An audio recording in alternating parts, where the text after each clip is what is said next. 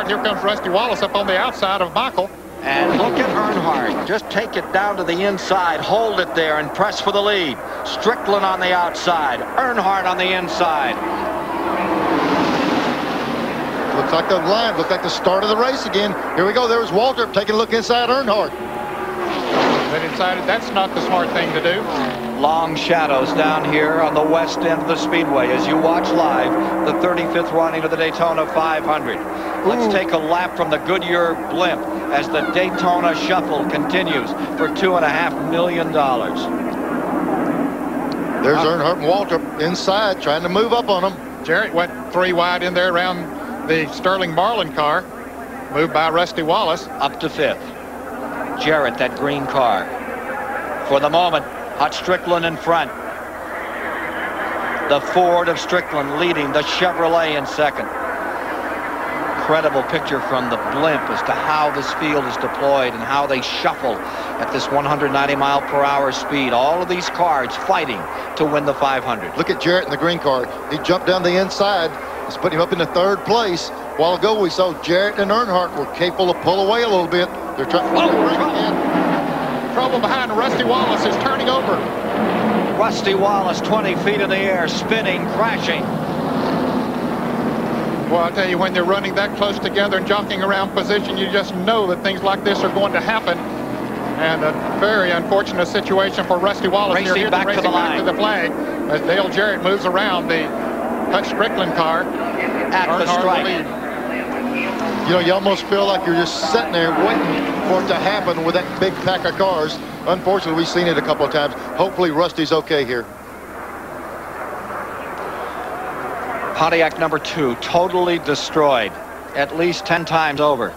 Is he moving in there? I believe he is, Neil. That looks like some movement by Rusty in there. Let's hope to the Lord it is. Yeah, he's taking his helmet off, it looks like.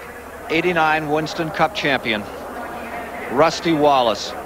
Had a great run going here today. Safety crews on it and in it just as soon as the field moved by. Yeah, that car had hardly stopped rolling until one safety member was right there.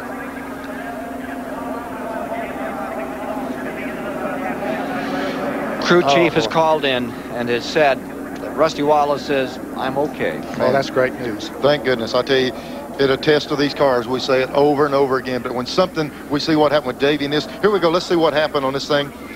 There's Jarrett. He gets in line. The 66 car right behind Waltrip. Looked like they tapped. They touched right there, the 66. And then Rusty, he gets clipped right there, turns sideways, and we know what happened after that. The air gets out of the car. Yeah, it looked like the 66 and the 30. Look at Rusty's car, how high in the air. Real violent flips right here. Boy. Wow, similar to Darrell Waltrip here in the 400-miler in July a couple of years ago. There it is again. Another angle. Looks like Derek Cope was involved. Yeah, he clipped the 30 car of Michael Waltrip. They got together. And as you watch that, it reminds me a bit of the late Connie Saylor, who passed away just a week ago. Remember when he sailed down the backstretch, Ned? What a great racer he was, and died of cancer this past week. But he had an incident similar, except he went the whole backstretch upside down. Connie greatly missed here. Let's see, there's the 30 car. It's hard to tell. They were so close together. Anyway, the 30 and the 66 go over, tag Rusty. Watch the car. The minute the air gets under, inverted wing up in the air. You know, I think from the blimp we may get it. I think that is where you're going to see it. Look at this Wallace car just disintegrating.